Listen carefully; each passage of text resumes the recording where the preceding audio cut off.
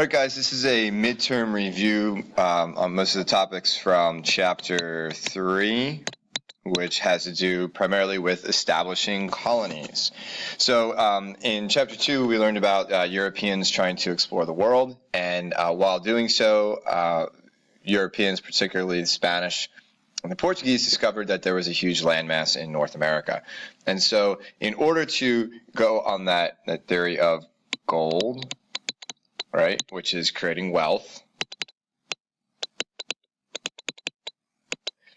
European nations started to establish colonies. And this theory that colonies create wealth is called mercantilism. So a lot of European countries started to establish colonies in mercantilism in order to create wealth for their country. Okay, and so in mercantilism, you need colonies plus natural resources. Okay, so colonies plus resources equals wealth. Okay, so that's what European colonies were trying to do once they discovered that there was this huge landmass across the ocean in North America. All right, so the three countries that led the way on that were Spain, Portugal, and England. Okay, so those are our big three: Spain, Portugal, and England. Okay, and Spain and Portugal primarily had colonies in Central and South America, and England primarily had colonies in North America. Okay, and these three countries competed for these colonies in a series of wars throughout the 15 and 16 and 1700s in order to control the resources that existed in the New World. And those resources were gold, it was sugar, tobacco, fur. Those sorts of resources were really important to Europeans because they could turn it into something valuable. Okay, so for the leader in the whole colonial race was Spain, and then Portugal was second, and England didn't really get into the mix until the English defeated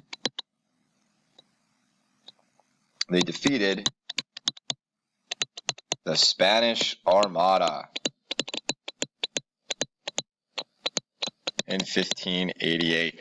So the Spanish were going to invade England because they were in an economic rivalry with them. They were trying to prevent the English from getting any new colonies in North or South America, but they were also in a religious rivalry with them because England was a Protestant country with the Church of England, and Spain was a Catholic country, mostly governed by a Catholic king. And so there was a dispute over who would become the next king or queen of England, a Protestant or a Catholic. And so Spain sent their armada or their navy over there to try to support the Catholic queen.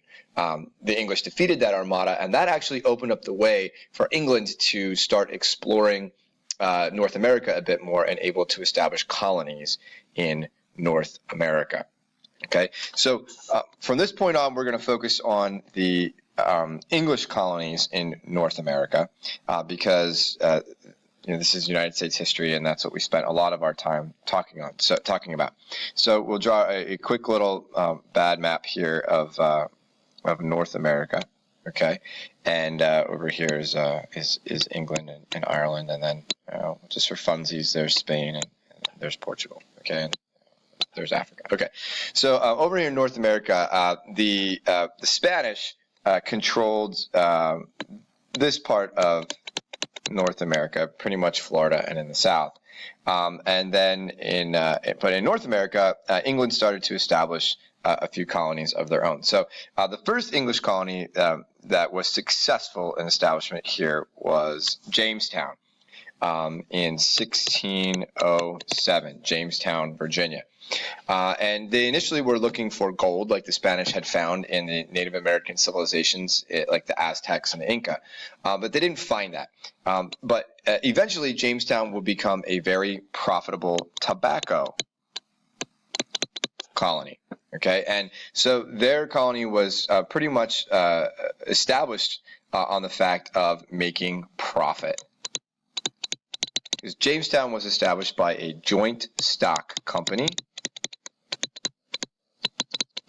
and they wanted to make money off of something in the New World, and it ends up being tobacco. Okay, the other major colony that was established by England was up here in New England. And that was Massachusetts in 1630. However, this colony was founded by Puritans who were unhappy with the political and religious direction of England. Puritans wanted to get rid of all Catholics in England and all Catholic practices, and when England wasn't willing to do that, the Puritans said, fine, we'll leave and we'll create our own colony, and they did that in New England. So these two colonial regions ended up developing very differently because of those two groups, where New England tended to have more of a focus on religious values and the importance of religion in the community, and Jamestown started to be focused more on profit. Okay.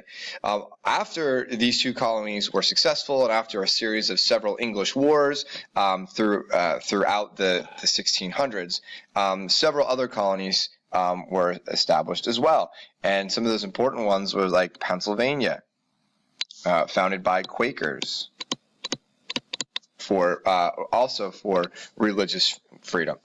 We have the establishment of New York and New Jersey, and those colonies were land grants by the king given to the Duke of York and then the Duke of Jersey. We have the Carolinas, which were also land grants to noblemen from the king as a gift for supporting his rule on the throne during the English Civil War. We have the establishment of Georgia, which was a colony for people who were in debtor's prison in England. James Oglethorpe established that to see, hey, let's make these people useful. Let's send them somewhere so we can create some colonies with debtors in there. And then we also have a variety of colonies in Massachusetts, like New Hampshire, Connecticut, and Rhode Island, which formed out of Massachusetts originally, and those colonies were all about religious freedom, freedom from Puritan rule, and they all had something in their constitutions about religious freedom. So what we start to see is there are colonies basically established for two different reasons in the English region. It's either for some sort of religious freedom, or it's for some sort of profit from selling land or some sort of natural resource. Okay, so again, this is chapter 3 about establishing colonies and why the English studied colonies or established colonies in North America.